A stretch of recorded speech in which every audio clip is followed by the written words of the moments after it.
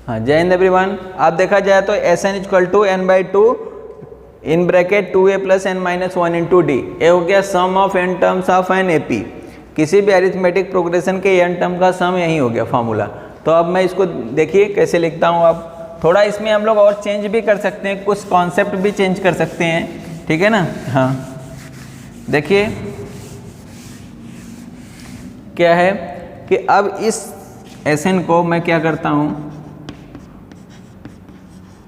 n by two 2a plus n minus 1 into D.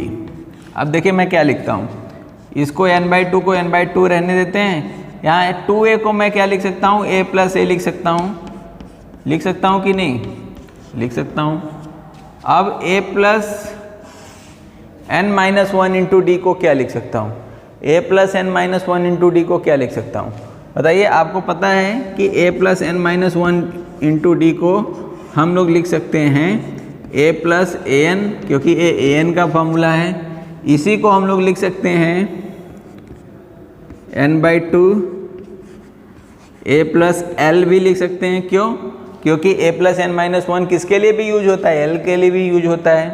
तो यह दोनों चीज़ हम लोग लिख सकते हैं। एस एन की वैल्यू हम लोगों के पास एक फार्मूला a भी हो सकता है, ठीक है ना। एस एन इक्वल टू हम लोगों के पास दूसरा फार्मूला ए भी हो सकता है, ठीक है ना। तो इतने सभी कॉन्सेप्ट थे हम लोगों के एस एन के लिए, ठीक है ना।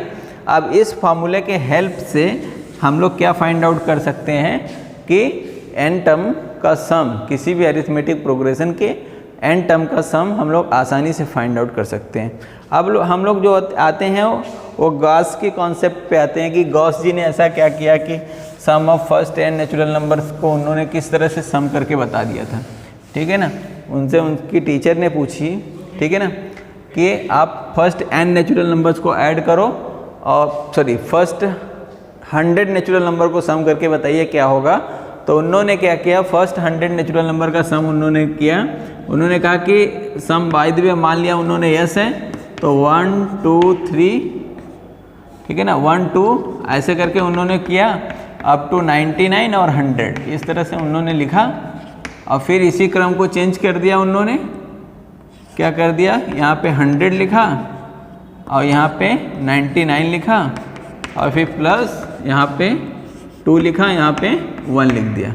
फिर उन्होंने दोनों को सम कर दिया, एस एन को एस में एस को ऐड कर दिया, 2s लिखा, इनको 101, फिर 101, फिर इसी तरह 101 101 और फिर इस तरह से उन्होंने कहा कितनी बार हो गए ये 101 कितनी बार है, 100 टाइम्स है, क्योंकि 1 से लेके 100 है तो 100 टाइम्स है।